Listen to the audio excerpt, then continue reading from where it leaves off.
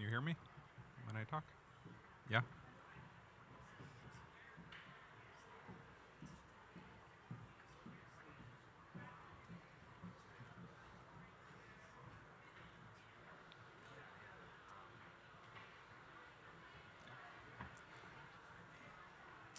Okay, so thank you all for coming today and joining us for this session on renewable energy as a tool for peace. We're very excited to be here. We're co-hosting this session with the Stanley Center for Peace and Security, the Clingendael Institute, and the Stimson Center. And my name is David Mazurski. I work with an organization called Energy Peace Partners. And the primary goal of the discussion today is to narrow the gap between two parallel tracks and efforts happening here at COP. The first is the global push around renewable energy, and which is the leading global response to climate change. This is highlighted by the commitment at last year's COP to triple renewable energy by 2030. And secondly, we have the growing push to promote peace in the context of COP, recognizing the growing role that climate change is having on conflict. Today is both Energy Day and separately the Day of Peace, Relief, and Recovery. And while both very important, at the moment they don't sync up. And that's something that we can work on changing. Despite the renewable energy revolution sweeping much of the world, there's no mention of renewable energy in either last year's COP declaration on climate relief, recovery, and peace, or the Baku call on climate action for peace, relief, and recovery, which will be launched later today. So our hope for today's discussion is to acknowledge, recognize, and try to strengthen the link and recognition between renewable energy and peace. So why is that important? The least electrified countries in the world also tend to be those most affected by conflict and most vulnerable to climate impacts. Yet very little renewable energy development or climate finance reaches fragile states. I have a number of figures to cite, but I'll just point to this one on the wall, which is conveniently placed here. Between 2014 and 2021, fragile states received an average of just $11 per person compared to $162 per person for more stable contexts. Our research confirms this, that only a small fraction of climate finance is going to fragile states. This is due in part to political and security environments, difficult political and security environments, in part due to limited government capacity, and in part because it's typically not a priority of international investors, funders, or donors operating in fragile states. Energy and renewable energy is not in the short list of tools. To help change this, we need to better recognize the role that energy plays in conflict settings and the potential that renewable energy offers as a tool to advance peace. In many conflict-affected countries, electricity comes almost exclusively from diesel generators, and fossil fuel dependency has unforeseen negative consequences. For example, in Somalia, northern Mali, South Sudan, and other conflict settings, conflict actors often control the diesel supply chains, making electrification part of the war economy. The lack of or uneven electrification also plays a role in many center-periphery conflicts, where marginalized or peripheral areas or communities take up arms against the central government. So underdevelopment, including low levels of electrification, are part of the political and economic grievances that have fueled cycles of conflict, sometimes for decades, as can be seen in Myanmar, in Central African Republic, northern Mali, and elsewhere. But renewable energy also offers many positive opportunities that can actively support local and potentially national level peace-building efforts. Renewable energy, especially when delivering first-time electricity access, can deliver a whole host of economic and political benefits. These include job creation, improved health and education outcomes, improved nighttime safety and security. In fragile settings, electricity can also help reduce or mitigate the pull for young men to join armed groups and can serve as an entry point for mediation or for bringing communities together. Our hope with today's discussion is to help identify and highlight some of these trends and opportunities. We're fortunate to have a wonderful set of speakers. Our event will be opened by Hans Olaf Ibrecht, the Norwegian envoy for climate and security, followed by two panels. The first will examine the theory and potential behind renewable energy as a tool for peace. The second, looking at some specific country examples. So with that, I'm pleased to hand over to Hans Olaf for some opening remarks. Thank you.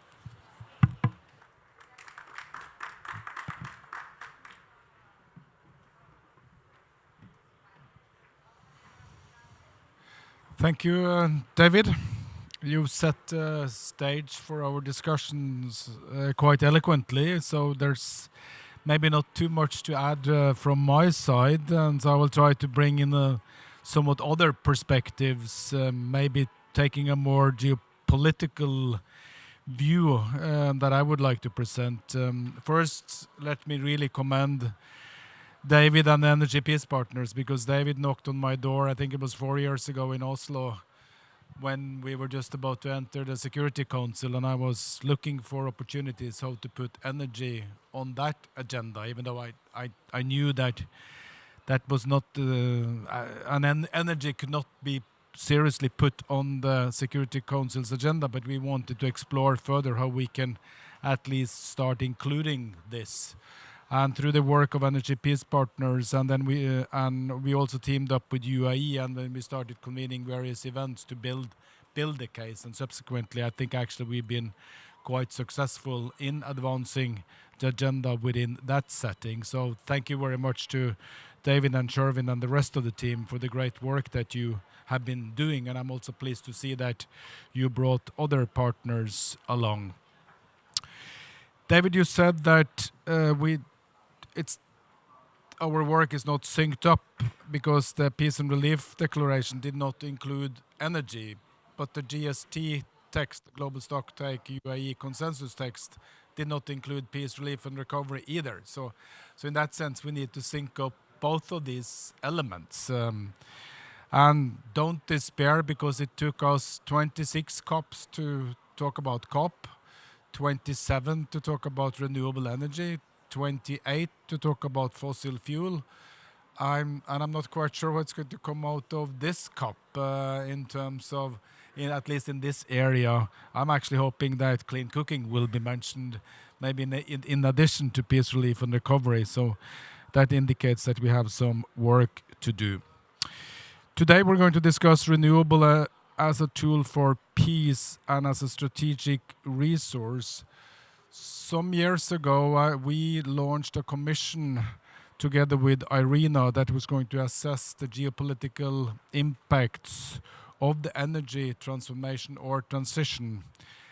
And we all know towards the end state, or sort of some called it even nirvana, when we're all switched to renewable energy, and then energy is not a tool anymore for conflicts or be it for peace either, because everything has been resolved. We solved the climate problem.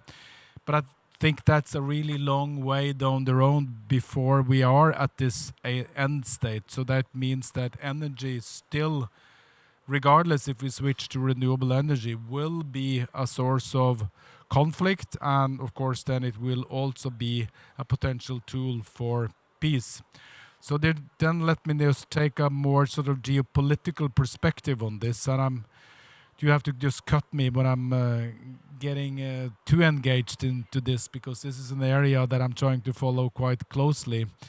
And of course, energy has always been used as a tool for conflicts. I think it was President Carter that said you cannot embargo the sun, but we embargoed fossil fuel. But we see these days there is actually technology competition. We have created new strategic dependencies in terms of critical raw materials. So in essence, even though some of us thought that we were going down a more peaceful track, we see it geopolitically now that renewable energy and the technologies and whatever we need for renewable energy development is actually a geopolitical tool that is increasingly being used. And we see this especially now between the US and China, which is in a race for technology dominance. We see it in Africa, where there's actually a race for minerals to get access to them. And of course, China is dominating, and we were, at least in Europe, dependent on Russian gas, and now we are dependent on Chinese minerals and technologies. So, and at the same time, energy has also been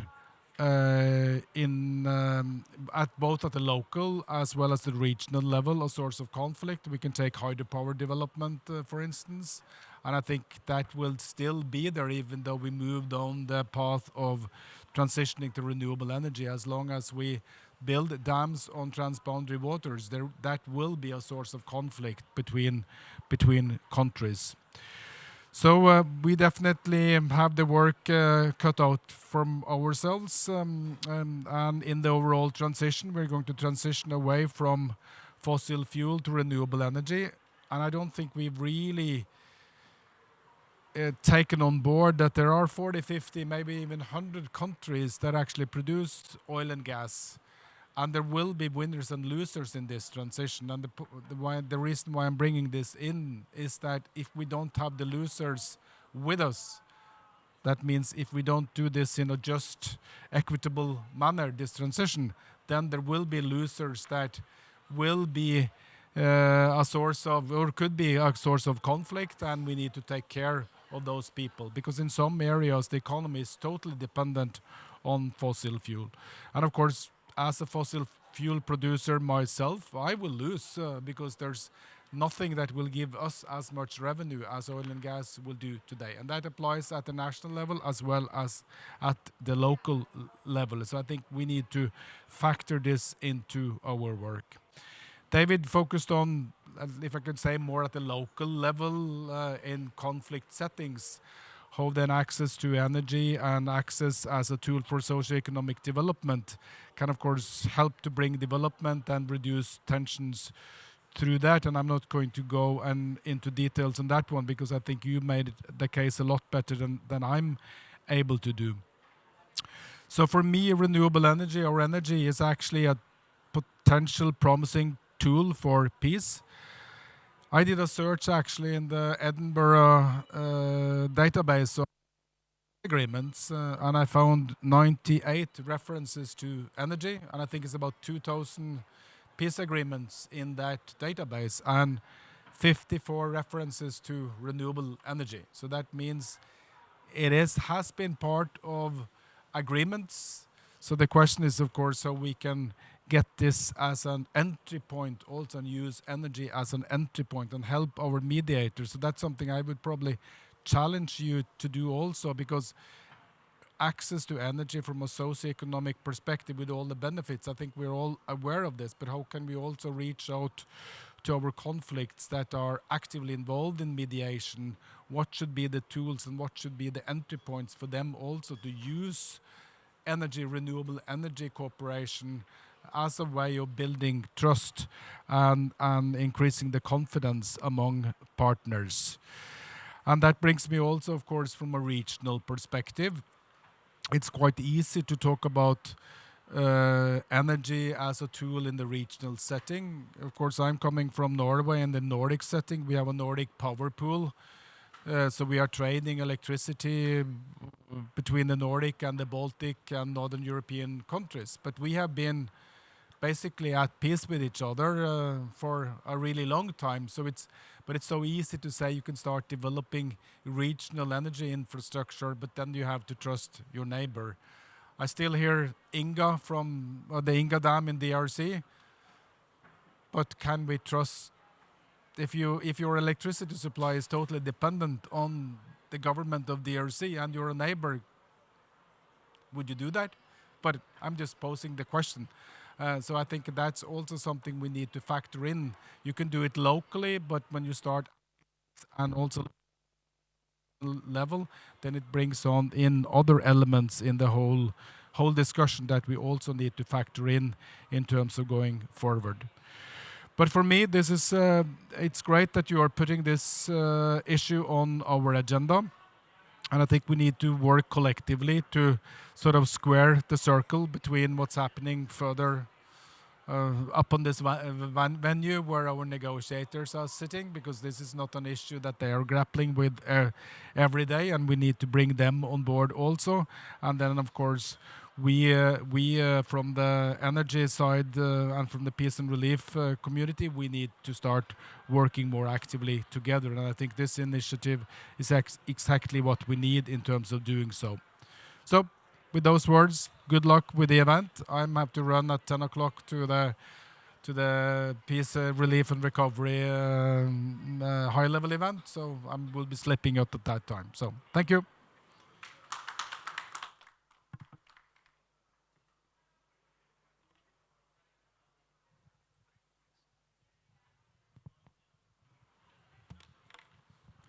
Thank you, Hans Olav. You can all hear me fine? Great. So my name is Sherwin Das. I'm the Managing Director of Energy Peace Partners. I work closely with Dave, and I'm the moderator of the first panel that we're going to have today. And maybe just to set the scene for the first panel a little bit, we've mentioned the issue. The issue is the nexus of renewable energy and peace. So we want to tease out what we mean by that exactly. So hopefully this first panel will help to do that in a way that makes sense. We've seen that despite fragile and conflict-affected states that are at risk of conflict and that are severely energy poor, there's little renewable energy investment flowing to these countries. And renewable energy, as David said, is the world's principal climate solution. So how can we raise awareness about the interconnection and the intertwining of renewable energy and peace, and how can we increase climate finance, renewable energy investment specifically in these target geographies? So hopefully our panelists can help elucidate some of those questions. And so I would like to introduce them and call them up, maybe one by one. So first we have Ulrich Eberle. He's the Director of Climate, Environment, and Conflict Project at the International Crisis Group. I know International Crisis Group very well. I have a peacebuilding background. They are a preeminent think tank and a leading voice for conflict analysis and assessing tools and opportunities for preventing and resolving conflict around the world. Ulrich, thank you for joining us. Next, we have Abdallah Al-Shamali. Please come up, Abdallah. Nice to see you here. Abdallah is the Policy and Projects Director for the Global Solar Council. And the Global Solar Council is the voice of the world's solar PV industry. And they represent corporate members across the solar industry value chain, including national and international associations. And their mission is to accelerate the deployment of solar PV globally. Hopefully I got that right. And then finally, we have Laura Williamson. Laura is a senior advisor with REN21. REN21 is a leading voice in supporting the acceleration of the global transition to renewable energy.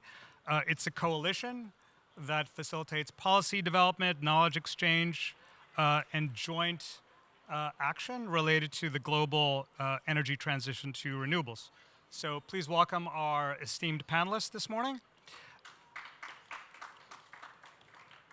And Ulrich, I will start with you, and actually maybe I will sit down and join you. So there's nothing. So we're all at the same level, if I may. And I think you have to share the wired microphone.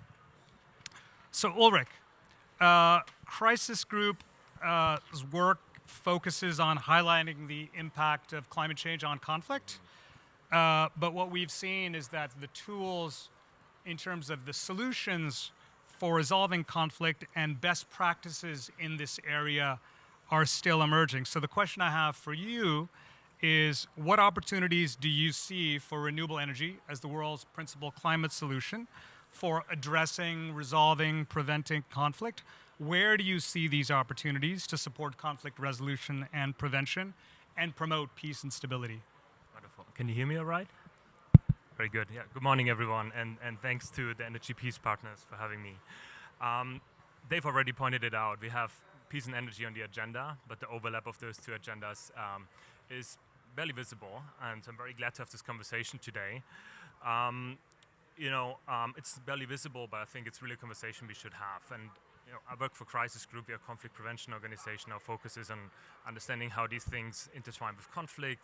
And I think on renewable energies, there is 2 points I would like to highlight. One is renewable infrastructure, how that has in the past already contributed to conflict risks. And the other one is on the supply chains, critical minerals. We have seen conflict related to that as well. And of course, there is the risk, but there's also the opportunity to foster cooperation and to generate a peace dividend. And I will point out along those two examples, infrastructure as well as critical minerals, where I think there is entry points to have this discussion.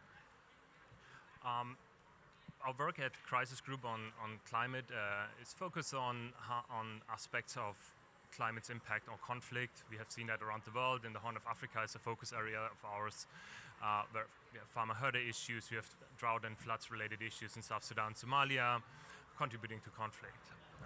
But over the last couple of years, our focus has also shifted more and more on this agenda here at COP on the financing gap that they've pointed out in fragile countries, right?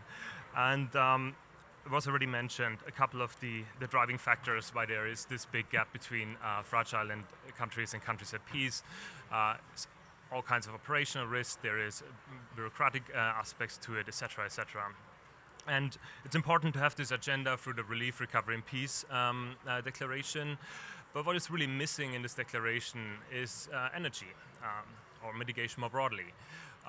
It's mentioned private sector engagement to ramp up financing, but it's not explicitly talked about what, for example, renewables could play to achieve that goal. And I think that's an entry point we should definitely consider. And yeah, as I mentioned, I want to highlight two examples where I think we could have that conversation or push that conversation towards.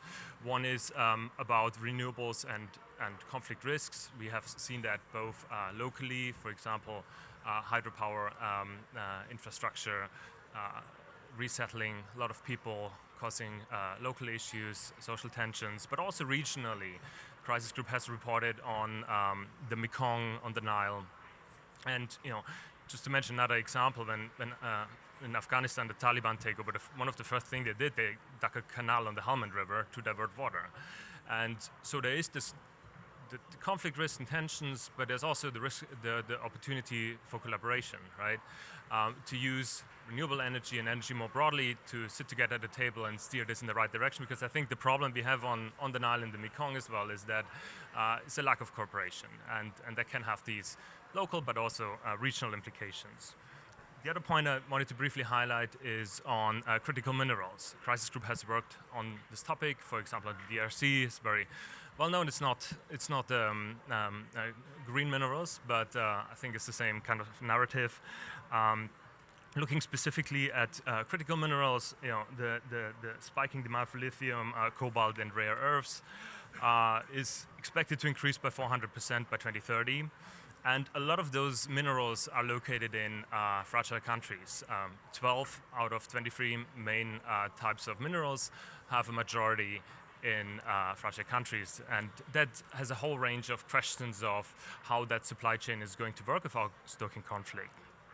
And we already have seen those examples. I mentioned at DRC. Crisis Group is working on a line of research right now, looking at the Mekong, where mining, deforestation, and criminal activity and leading to homicides are all intertwined, reinforcing each other. And again, there is the risk that we maybe solve a macro problem by feeding those minerals into into green energy projects and the green transition. But what we should not forget is to leave. We should not leave local communities behind. There is always, this local negative externality that we have to consider. And just final thought on this. When we have the discussion on renewable energy, there are the risks obviously, but there's also opportunities. I was last year on 2 panels back to back. One was in Brussels. It was very much focused on the security issue, and a week later was a discussion on this in Africa, in North Africa, Morocco, and it was about the business case. And I think we have a clear business case. Dave, you made that point yesterday with renewable energies to promote peace. But I think we need to balance those two agendas, to have conflict-sensitive approaches, but also ones that make sense from a business point of view that countries will adopt. Thank you, Ulrich. I think there's a lot you mentioned there. Let me just sort of echo and reflect on a couple of things you said, if I may. You mentioned that there are plenty of examples of renewable energy projects out there that have actually contributed to increasing distrust, decreasing confidence. And so much of the research has been around these large projects, hydroelectric power plants, wind projects, and the takeaway is that the implementers of those projects should undertake a conflict-sensitive approach, should include local stakeholder consultation, all these things. And so there's more research on renewable energy projects that have a potential downside than the opportunity for renewable energy projects. And so both those things are important, but what we want to do here is increase the evidence base and the research around the opportunities for renewable energy to promote peace and stability. And in our own work, what we have found is through the Peace Renewable Energy Credit instrument that we've developed, there are renewable energy developers on the ground in some of the hardest places. They're in Somalia, South Sudan, Chad, northern Nigeria, DRC, because they're meeting a need for unmet electricity demand. And they are from those communities, and these are commercial businesses, these renewable energy developers' businesses. But they also tend to have a peace and security thesis around their work, because access to energy is a critical enabler of development, but it's a precondition for safety and security. So one data point that I would like to share is one of our partners in the DRC is Virunga Energies. And one of the facts that they share is that they have calculated that for every 1 megawatt of renewable energy from their run-of-river hydroelectric power plants that is produced, 800 to 1,000 new jobs are created. And of those new jobs, 11% of those jobs are taken by ex-combatants, former members of armed groups. So again, an explicit in this case, peace and security thesis about how renewable energy can decrease conflict dynamics. So, Laura, welcome. Thank you. I would love to ask you how you and Rent 21 think about community benefits, the social benefits associated with renewable energy. We hear quite a bit about the environmental and economic benefits of renewable energy, but how do you think about that? How do you think about these social co-benefits? We are working on mainstreaming this agenda of renewable energy and peace. So how do we message around the social benefits, and who are the stakeholders that we should be targeting when it comes to talking about renewable energy in the service of supporting peace? Thank you. Thank you for this event. It's always great to see the breaking down of the silos and having these types of conversations. So for REN 21, as we were introduced, we are a multi-stakeholder network, which means that we work at the interface with government, intergovernmental organizations, industry, business, civil society, and academia. And through that kind of unique interface in the governance structure we have, we're able to bring together different voices to talk, about renewables. For REN 21, renewables are a deliberate choice, not just from a climate perspective, but as you just pointed out, from economic, environmental, and sort of social. They're lower in cost. The security of supply, they're more sort of democratic from a governance perspective. And I think for us, it's not, I don't think, it is for us that renewables are the basis for resilient economies and societies. And so from the perspective that we really bring is looking at it from the energy angle, but linking back to communities is local supply chains, the opportunity to develop those local supply chains, which then support economic development, jobs, energy security, so increased security with access to energy resources, whether that be for lighting, heating, or mobility, but also very much for food security. And we were discussing this the other day, sort of and this links directly back to communities, is the fact that for, we think about energy from the food production side, cold chains, transport of goods and services. But actually what we're also seeing, and this was from a colleague in Nigeria, is that by ensuring renewable energy in communities, there is a reduced migration of people to cities, which has a knock-on effect on food production, because you're not having a migration of many of those who are involved in farming moving to cities. So yes, energy for food security, but not only from the production side, but from the fact that you're establishing livelihoods and communities and economic benefits that are then stopping this urban migration, which has a knock-on effect on food production and conflict. You look like you're going to ask me a question, so I'm going to stop there. That's great. Thank you. Thank you for that. That's quite rich. I have another question for you, but I think I'll maybe come back to make sure we have enough time if there are Q&As. Abdullah, welcome. Thank you for joining us. Question for you. So, how would you say solar, in terms of the organization that you represent, the Global Council for the Global Solar Council, how is solar being developed to bring community benefits generally, and in terms of climate, in terms of access to electricity, in terms of peace? Maybe another way to frame that question is, how do you think about these terms that we hear quite often, climate equity, just transitions, when it comes to solar? And if you can link it to fragile and conflict-affected states, which are the areas that we're focused on, I think that would be very, very useful. Right. Thank you, and thank you for having me here. Solar is very unique from other renewables because it's modular. It comes in all different sizes, and this what really could empower people or deliver the benefits to the people. It's not talking on state level, not talking about just energy access on your infrastructure. We're also talking how can we provide these benefits to communities, especially where there's no infrastructure at all. So we're talking off-grid communities and how they can improve energy access. How quickly it can be deployed as well is one of the very important, let's say, attributes, because especially when in relief situations, when you need to establish either camps or establish medical facilities, so you need energy to provide essential equipments and other essential services as well, and this is where solar really play an important role. So this is really important part. So we're talking, these times usually these are time-sensitive issues, and having quickly deploy energy resources is very important. This is where solar can play a very important role. Because it's modular, it means it could be more affordable for such communities.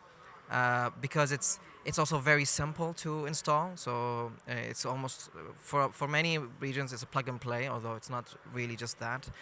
But let's say we see many communities around the world can look up tutorials online where they can install some solar panels. We've seen it work. We've seen in whether it's in for example in Yemen, in Lebanon, in Palestine, in Gaza, where they utilize whatever components they have to create with solar panels a working energy system. So this of course goes more into energy independence, and what we want to refer to as also energy democratization. The more people have control over their own power, the less let's say less stress on conflicts, less competition. It changes the level, the power play, depending on in some situations on political leverage. So more energy independence plays a big role. I'm talking on state levels. Also, I'm talking on regional levels, on community levels. Having control over their own resources is very important. That empowers these communities, and not just economically, but also even politically speaking. So overall, let's say this is what we see as solar can play an important role. And on private sector level also we notice, whereas of course usually private sector is an early mobilizers for such solutions. So what we try to do sometimes especially in regions that really need energy access, by empowering the local entrepreneurs from the community, not just from let's say big business investors, from local communities, empowering them with either the knowledge and how to create small businesses for them. This is a great mobilizers to enable these communities to have energy access and start employing solar. And we're really surprised by success stories where we find out like how did you even manage to do that, where there's no regulations to put in place, but it's just the need usually that really drives such solutions. Can I follow up with that question? So, as a representative of the solar industry, you're seeing where the finance is flowing, right? And what we see is the finance is flowing to the largest polluters. They are not flowing to countries like South Sudan, DRC, Somalia. These are not polluting countries generally, but they have the lowest energy access rates in the world, the highest conflict risk rates in the world. What do you think we can do to drive more climate finance to these countries to support renewable energy? And do you think that being able to craft a narrative around the peace-building potential of renewable energies in these geographies would move the needle in terms of climate finance? Have you thought about that? Do you think the solar industry would embrace that, would get behind that if we're able to message effectively? Definitely. Well, when it's usually, I mean, when we talk about, especially investment and finance, what they all going to talk about is risks, right? And investment risk, and this is what private finance is really hard to mobilize in that case. Maybe public finance could play a much bigger role in that, and we don't see yet in the amounts that we require.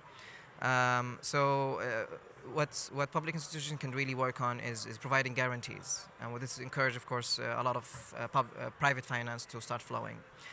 There's a lot of financial models that are tailored for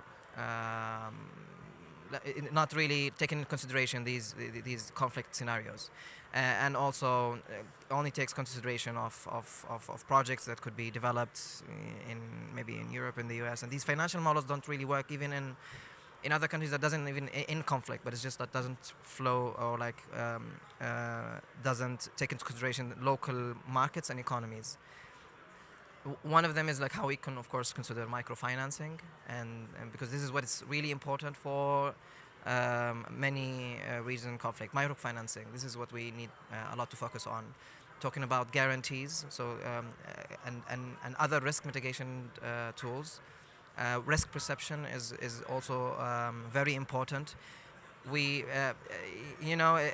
especially for private investors, sometimes there's maybe some conflict in some regions, but even the regions around them are also inflected in that perception that these are also risk areas, and this makes it even a harder challenge for cross-border cooperation. So even if certain geographies can provide help in energy access and infrastructure, it's still hard for them to provide that because they are also have that perception of that the conflict happens in the regions. And this is, of course, important to tackle. It has part to do with communication, but also has to do with how credit scoring and how we can provide local or regional risk new criterias that really, reflect what's happening and could provide sound projections for private investors, and then public investors would be able to support. Yeah, I think what we have seen is that de-risking mechanisms in these geographies in particular from public institutions, DFIs, is what is going to help crowd in private financing. So thank you for that perspective. We have a few minutes, so maybe I can have a quick Q&A. If there are members in the audience that would like our panelists and ask our panelists some questions, please feel free. We have a few minutes now.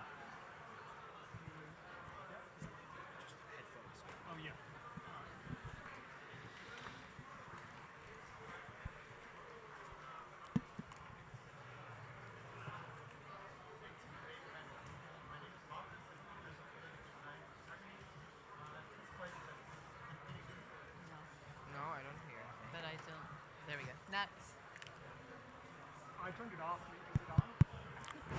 I can hear myself. There you go. Okay, now it should work. Yes. Perfect. Thanks. Thanks for a great panel. My name is Mark. I'm a professor of political science in Germany. Questions.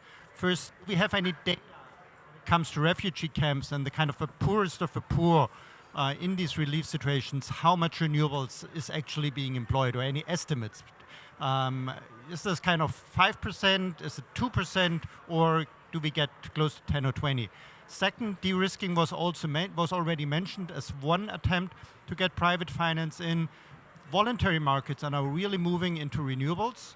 And I think, all the people flying here having as an offset renewables in a refugee camp, would that be a potential solution? So going to CSR, is that something that you could think would be a possible way of financing?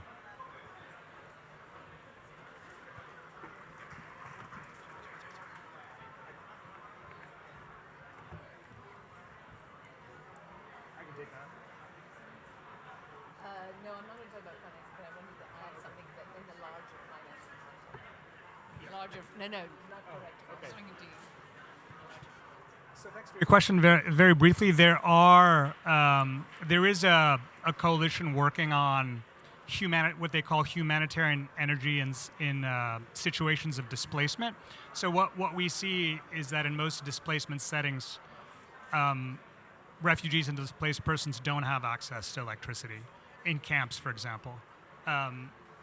And where there are diesel generators, it's typical that it's for UNHCR or IOM or Médecins Sans Frontières, and it's to power their offices and residences, but not to provide electricity to refugees. And so there's been a movement around access to energy as a right for displaced persons. And so now there are a larger group of actors working on this issue. Finance is being channeled to address this issue, to provide electricity to people in displacement settings. So that's the first thing, and it's good that you flagged it because others have thought about it. In terms of CSR and voluntary markets, that's something that my organization, Energy Peace Partners, has direct experience with. What we're trying to do with a financing instrument we developed called the Peace Renewable Energy Credit is connect corporate sustainability budgets with energy needs in fragile states. And the instrument we developed is a way to do that. And there's a spectrum of motivations, and it's corporate philanthropy on one side, and it's supporting renewable energy and sustainability on the other side. And the motivations for corporates to purchase these peace RECs to support first-time electrification project are on that spectrum somewhere. But we're seeing corporations want to have greater impact, not only on climate, but on communities. And so it's part of the reason we started our organization, because we saw this movement around expanding how we think about impact to include more social impact criteria. So it's still early days. There's a lot to be done. There are a few leading corporates, usually it's the technology companies, that are active in this space, but the hope is that they are the first and there will be many followers in the corporate world after that. So this is sort of pulling it out beyond sort of the direct financing. I think also too, from a climate perspective, we have to be much better at looking at the adaptation aspects of renewables and increasing resilience. So it's renewables for mitigation, absolutely, but renewables have a huge role to play in adaptation and adaptation financing, and it's the two together that build the resilience, which helps to offset conflict. I know that's sort of a meta approach, but there really still isn't that discussion about the twinning of mitigation and adaptation financing for renewables, which then has a direct knock-on effect for conflict resolution. And I totally agree. And I would also add that the definition of resilience can also be expanded. Resilience is the power to absorb shocks, whether those are climate shocks or conflict shocks, right? And so many of the geographies that we're talking about don't have the resilience to either. And so it's about building both. So I would like to wrap up now, and I would like to thank our panelists, Ulrich, Abdullah, and Laura, for joining us. Hopefully it was illuminating for you all. And thank you, and I think we'll transition to our next panel with Ray now.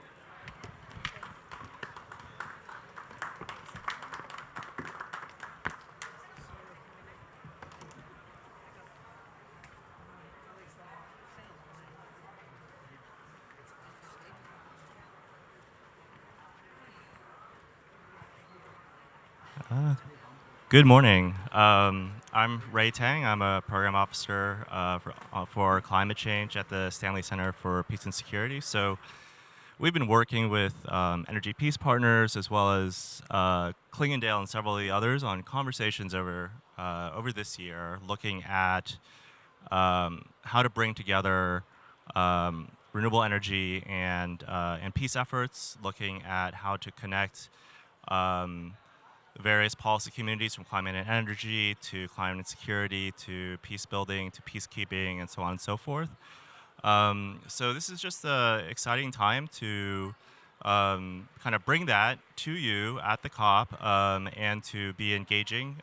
We had a dinner last night that was really great to kind of look at that, where we had groups from kind of the climate security and peace space as well as from the renewable energy space, and really kind of hearing from each other on how they see the connections in this agenda, and also that there was something very compelling about it, especially in terms of the storytelling. So I think we're going to move now to looking at the role of governments in bridging renewable energy priorities and peace and conflict prevention and resolution. We'll get examples from Bangladesh, and I believe, I think that there's a lot of stuff on Energy and Peace Day, so I think we'll have, if Joseph shows up, then we'll have Joseph. But we have Ambassador Riaz Hamidullah from the Bangladesh Ministry of Foreign Affairs, and Ilana Stefanova, program officer from IRENA. So if you would like to step up. Thanks.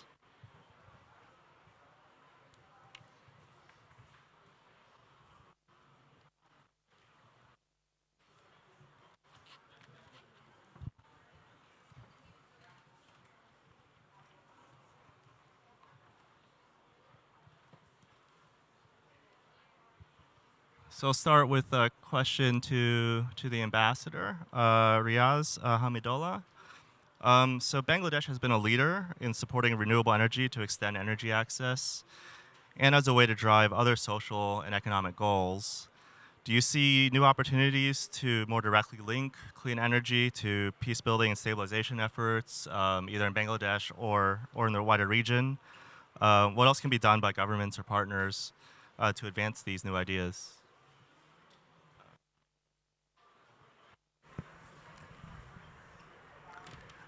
It's interesting. Thank you very much. I think I'd look back almost to 1.5 decade back, around 2007 and 9. That's the time when world was in triple F crisis. It started very quietly. Obviously, we were looking at off-grid areas, rural areas to be particular. Fast forward since then, today minus hydro, I think around 900 megawatt are coming from the solar, not much from wind or hydro. We don't have that because we're a delta. But if you disaggregate that further, it's started more of a social mobilization. I won't call revolution. People had need. Ecosystem was not there. PV cell prices were very high. But then the felt need pushed people very quietly. It was not like a very orchestrated grand scheme of things which happened. Frankly, many of us actually didn't realize that how quickly it moved, almost exponentially, frankly speaking. So it started with the rural household, the solar household units, but then moving to the next level where it can, possibly. But I'll come with something that I was listening as well. Two things. One is now the government is saying that the urban areas are expanding, and we go for urbanization. Can there be a win-win for a consumer? For a consumer to see that they can gainfully do that. That's one. Government is trying to encourage the factories, for example, but a logical question to ask is that why isn't it happening? I think it's a matter of economics, and we have to really bring in economics. And one of the things which was coming in the earlier session is de-risking. And I think there was also a very fair point that why fund is there, technology is there, but how do you leverage that and make it plow to countries? I'll come back to your point. In fact, we are looking at the conflict countries, but if you draw the threshold and look at the countries where I think the narrative will have to be slightly tweaked. And if that can be taken to the funders, for example, who's sitting with funders, but their narratives, their due diligence structure, or the criteria often do not fit or ask countries like Bangladesh to qualify. And there, I think it's some bit of adjustment will be required. Also, technology. Technology is a critical piece. Because if you look at 2009, technology price was higher, but who do that? And then we keep on referring to chicken and egg situation. I think what we have achieved, far more can happen. Remember that we are talking to a delta where the trade-off or demand for demand for land is high. So you can't go for horizontal any further. Every piece of land is on demand. I think that's more for good part of Asia and Pacific as well. So how do we bring the ecosystem, support ecosystem, finance ecosystem, and de-risk investment? That would be more into call. If you do that, I'm sure that it will be a fantastic thing for the financiers to look at that. But frankly, sometimes being in Netherlands for 4 years also, I have seen that somewhere it gets stuck. So one is that, to simply put, one is that the technology stream has to converge, finance has to converge, and then it has to chip in with the social mobilization. Social mobilization alone will not move on its own. This much for now. Thanks so much. And Ilana, as a lead agency on renewable energy, IRENA works with governments and the private sector. Beyond the environmental and emissions reductions benefits of renewable energy, how does IRENA think about the social impacts of renewable energy? And how can the COP platform better connect these priorities of energy and peace, relief and recovery? And how could greater recognition of those linkages help IRENA in terms of work in fragile states and being able to talk about renewable energy as solutions to these broader problems? Yeah, good morning from my side. Do you hear me? Yeah, very happy to be here and to link renewable energy with peacekeeping. I think that's, we all think that it's a very important topic. I would like to start with some data, and then I will share a few inspiring stories from our work. So first of all, we still have 700 million people living without electricity access, and half of them are in fragile territories.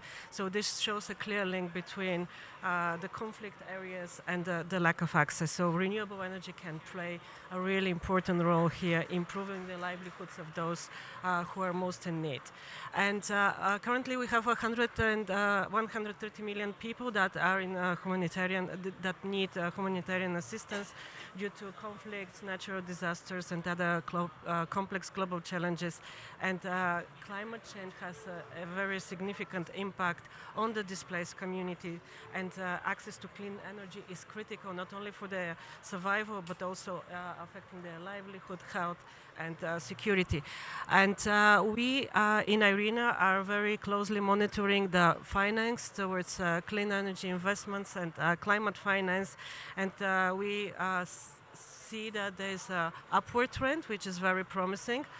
Each year the investments are hitting a new record, but also we see that they also remain focused, centralized in certain geographies. So regional disparities are also on rise. So we can only achieve transition when we have this fair distribution of the finance. So just a few figures from my side. So this year we had 570 billion compared to 448 billion in last year, which is 27% increase.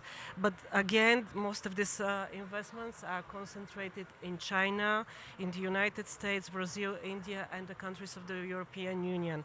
And 150 emerging and developing economies are only receiving 10% of the investments. And sub-Saharan African countries, for example, they get 1% of those investments. So those are really concerning figures, and this disparity is growing year by year.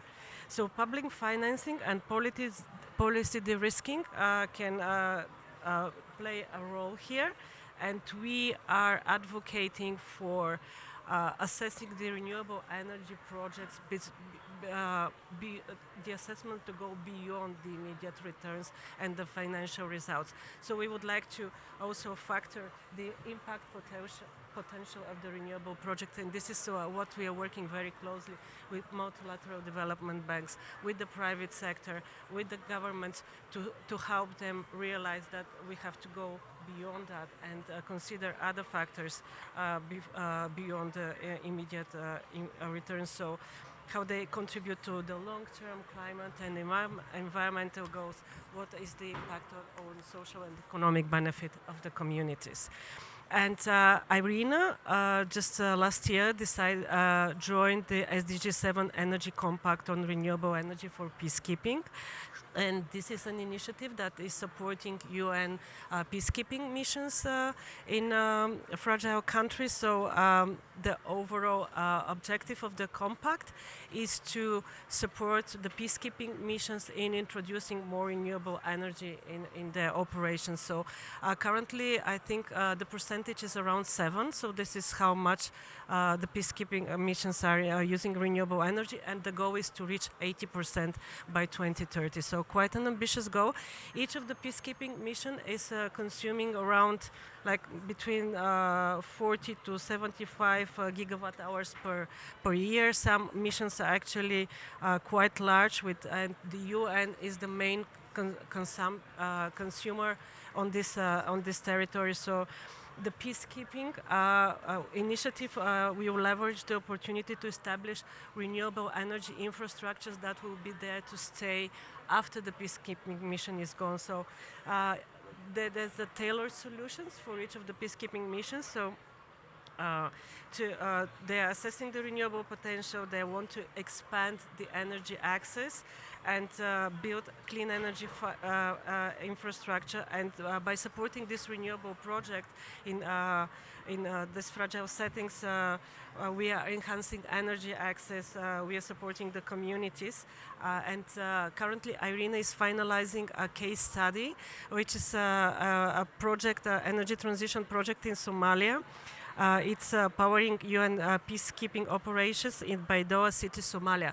So this is like a hybrid project. It's powered by solar, 3.2 megawatts of solar and 4.8 megawatts of battery storage. So this project is done by Cube Energy, a Norway company. The power plant is located in the green zone, very close to the airport, and its output is able to supply more than 30,000 households with renewable energy, but it's also supplying other peacekeeping operations in the region.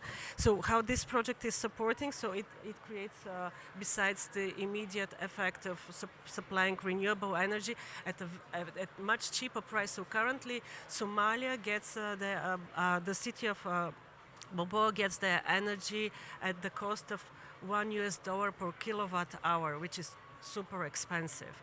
The project managed to drop the price by 30 cents per kilowatt hour. So besides these immediate effects, it creates also employment opportunities. It has cost savings, of course.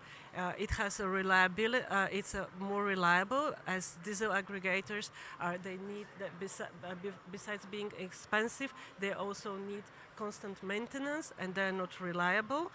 So we have long-term clean energy infrastructure also built with the support of this project. The project is supported by MIGA, by the World Bank. So we are currently assessing the positive effects, and we want to spread the word.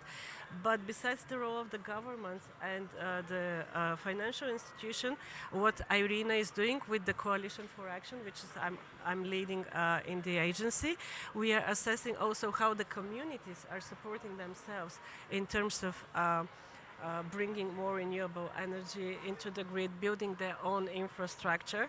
And I would like to share also a story from Yemen. which is also a fragile and conflict zone. And this project is built by women. I'm very proud of that. It's in the Alps region, and they self-organize themselves. They established a solar energy project. They got some training from UNDP, how to manage the projects and to build and operate the solar microgrid. In 2022, the project delivered clean electricity to 43 households, which is at the fraction of the cost that they were until then were paying for. And additionally, it generated incomes, and those incomes were again absorbed by the community. They were used for further enhancing and covering local needs. So I would like to wrap up with a few recommendations. So we believe that such projects need also to scale up. We need that. We consider that the policymakers and the financial institutions should go and assess the impact of the project and incentivize the communities to develop more such projects.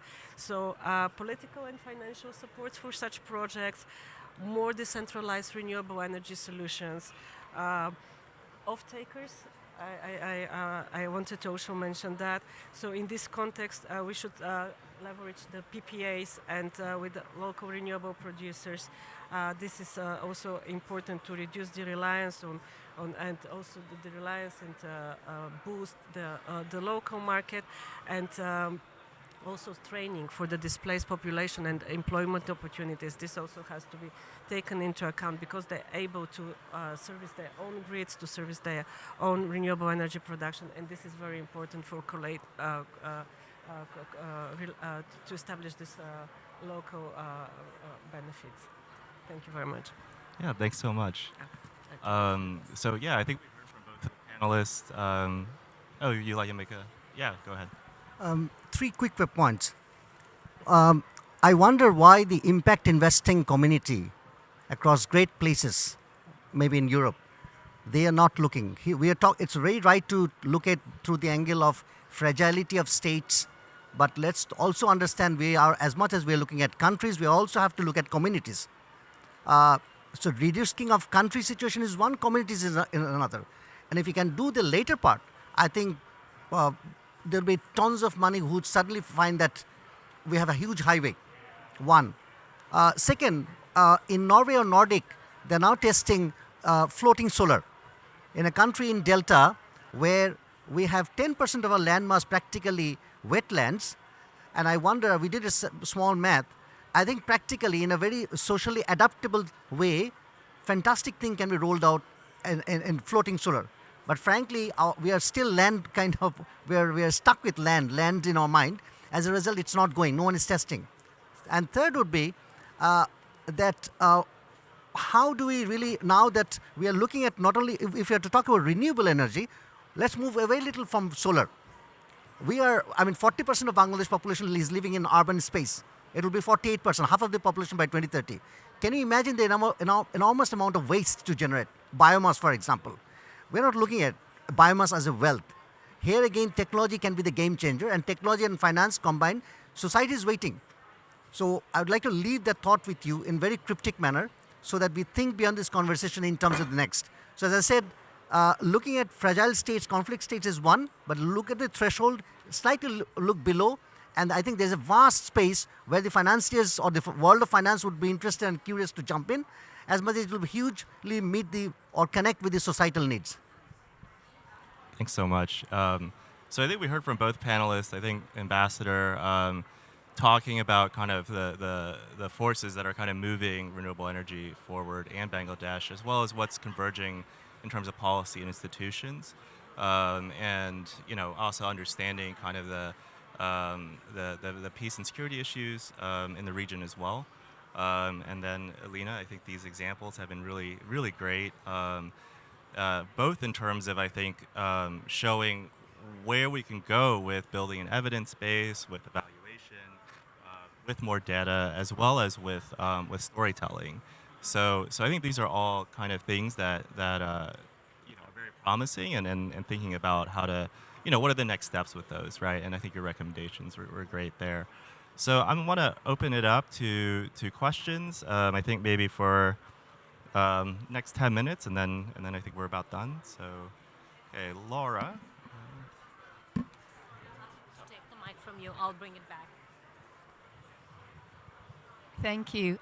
Just a quick point. Hans Olaf mentioned it in his opening remarks, and Ambassador, you just mentioned it now.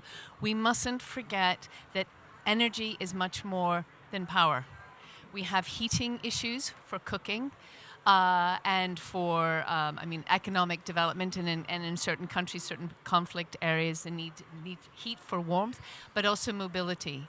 We've seen through conflict areas where lack of access to be able to eat, to move, has also had internal and external displacement. So that's just sort of a renewable energy pitch that I think that we need to be very aware as we move forward on this, that lighting is very important, but 80% of total final energy consumption is with heat and with mobility, transport with fuels, and I think that really needs to be part of the conversation as well. See if there's any others, any other comments or questions.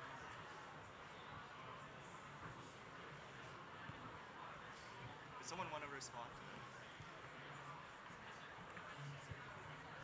Taking cue from your point, that's why I said that we have to look at the narrative a little carefully. I think someone said about democratization of choices, and also it's liberating the humans. What you are saying essentially in Bangladesh, we didn't realize it.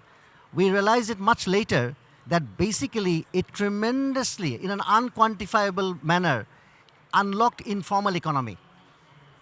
Good part of the world is still in informal economy. You look at Asia, frankly. Also, impact on the health of girls and women. For the girls, they got suddenly liberated in terms of the education, health, and many others. Also, their rights that they could reach out. Simply charging the mobile phone, for example. We don't look at it that way. That's why I said that, we draw the threshold and we simply do not, let's look at it in terms of hashtag harmony, societal cohesion, not simply in terms of conflict. That will broaden up, and that may suddenly, surely, if not tweak, that will suddenly excite the world of finance. That's why I'm trying to urge that. We didn't have conflict, frankly. I mean, we are here not because of the conflict situation, but we realized that we need to invest before the tensions brew up. That can eventually go for the manifest conflict. But why do we wait for a manifest conflict, frankly? Why don't we invest much earlier, where the swath is much wider and deeper?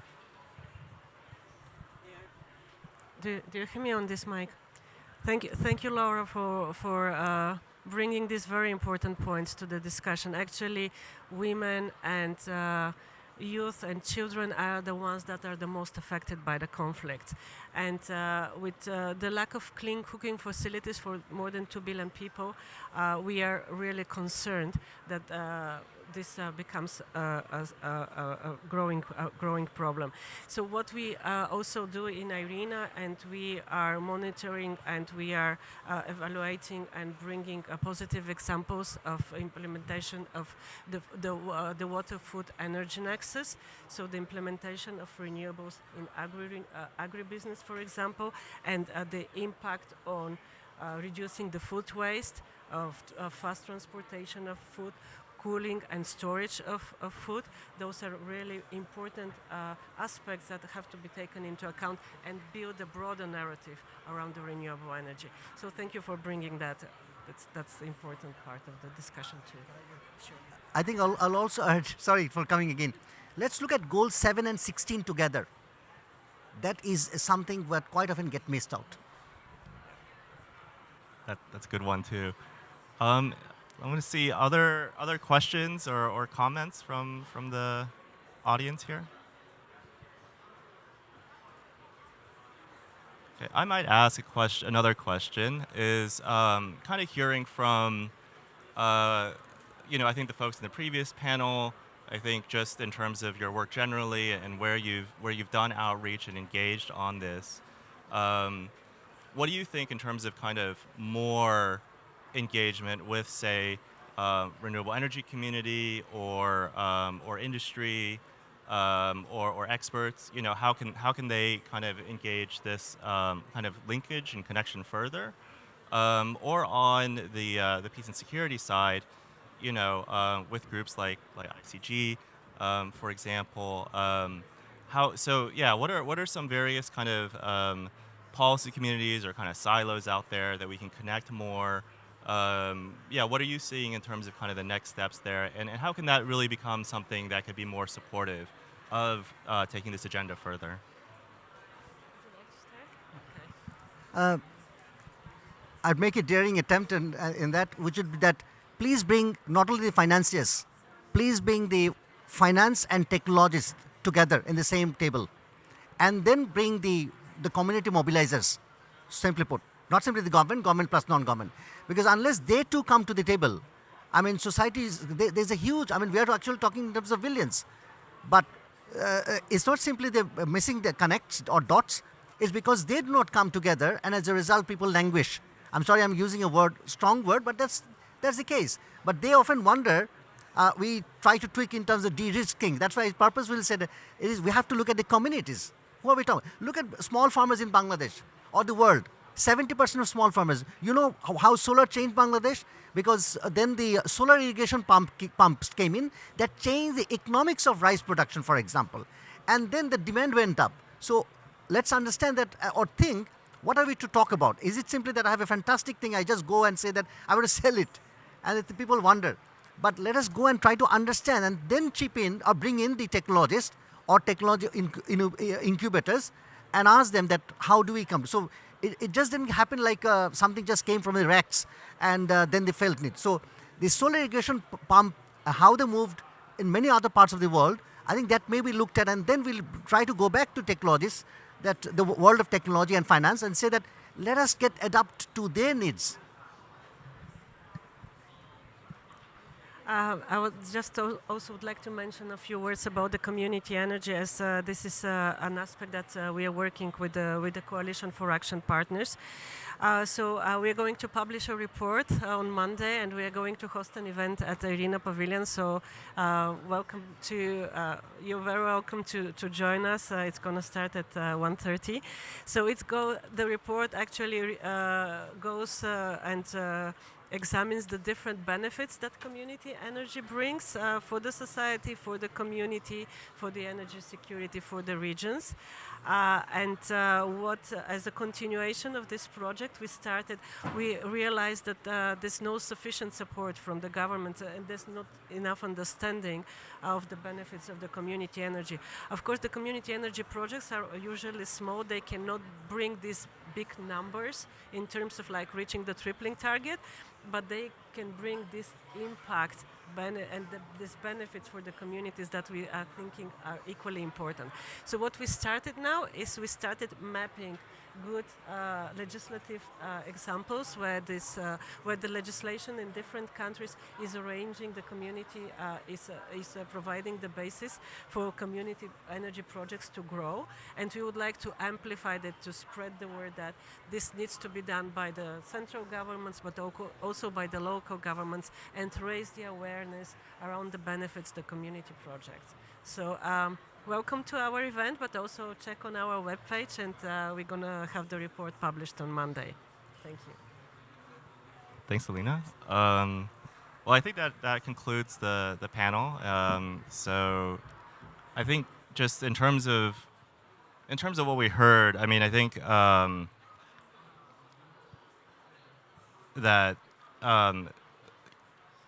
when we talk about kind of finance and kind of industry engagement on this, that especially in fragile and conflict-affected settings, I mean, it is a different thing from kind of the scale that we're talking about with regard to Global North and kind of these utility kind of scale projects and stuff like that. We're really talking about more decentralized energy kind of systems. Things that can be more democratized, right? That can be more owned by the communities, and also that starting from a point where there is a need for energy access in the first place, and it's not kind of replacing these large systems. So I think the case, for these things is, partially also just the relative, I think, benefits from that is so just even a smaller amount of investment can have so much potential in terms of really changing people's lives. And not only that, just hearing from, I think some of the examples that you said, I think especially that example of the kind of woman-owned community energy project is that, people want to do these in these places as well. So it's also a matter of kind of supporting and as the ambassador said, the mobilization that's already there and kind of connecting with it. So I think that's something that I'm taking away from this as something that is maybe we can build into how we talk about this. So thanks so much. So I leave you all with a few things. One is, today is the Energy Day, and it's the Peace and Relief and Recovery Day, as Dave mentioned. It's kind of like these things are happening at the same day, but they don't really talk to each other. When as you can see, it's so obvious that they're intertwined. So I think we just want to raise awareness around that, and hopefully, maybe next COP, we can get to a point, or down the road, we get to a point where I think we can really talk about these with, I think, more of the evidence building, with more of the data, with more of the evaluation, as well as kind of as we hear more about these projects and stories. I think the other thing is bringing together, right? I think various kind of policy communities, as well as countries and communities on the ground, where I think this is something that I've been kind of reflecting on, is that for if you're talking about displaced migrants, their lives are not like, this is what's happening in the energy part of my life, this is what's happening in the climate side of my life, this is what's happening in the conflict side of my life. It's all just one thing, right? And I think we need to kind of take down those silos, right, in kind of the institutional spaces that we're in. So I really encourage us to see, what can we all bring to the table, but also kind of engage the other sides, right? Peace and security on one end, renewable energy on the other end, and then of course there's many sub fields and things that are in between. Whether you're talking about health, whether you're talking about food as well, and so really kind of how can we look at these solutions more holistically. And then I think kind of, the evidence building and getting more data, doing more kind of evaluation efforts. I think that is obviously needed. It's great to hear kind of the work that you've been doing. Energy Peace Partners has been doing a lot of this as well as others that we've kind of had in this conversation over the year. And so really looking at kind of the next steps there, let's really kind of push further to be able to have kind of literature and reporting and things like that talk about these. And I think finally there's storytelling, and I think that is really something that, when we talk about renewables and peace, I think those of us who have been working around this for a while kind of understand what that means implicitly, right? And then hearing about it in terms of kind of the data and evaluation and things like that, it's like, okay, that we can maybe, prove that, or these are the ways that we can really put this into kind of a policy language or a finance language or technological language. But I think the storytelling really kind of cuts through all that as well, and really gets to, I think, what people, at least from what I've been hearing last couple of days, of just kind of what they're really looking for with this, and it's something that people really want to engage. Yeah, I'll leave it with that, but it looks like, Sherwin, you got something to add. Yeah. Yeah, I just wanted to add, and maybe for the people listening to the live stream, so the policy brief published by the Clingendael Institute and co-authored by a number of people in this room really distills much of the conversation that we had today, and is a kind of very brief roadmap for what we would need to do to sort of harmonize these interlinked issues of renewable energy and peace. So for those who want to read more and kind of get a sense of how some of the stakeholders in this room are thinking about the road ahead and the work that we have to do to align these different constituencies: peace building, energy access, climate, renewable energy, member states, negotiating parties. take a look at that policy brief. And I think it might be linked in some of our social media feeds as well. And we miss our Clingendael Institute friends who couldn't join us today. And Mark Seaman, our communications director at the Stanley Center, has copies right there if he hasn't given it to you yet. But feel free, to come up to us and talk to us, or just kind of find us online. We do want to kind of continue these conversations, kind of continue these projects, and so we are looking for others to get involved. And thank you so much.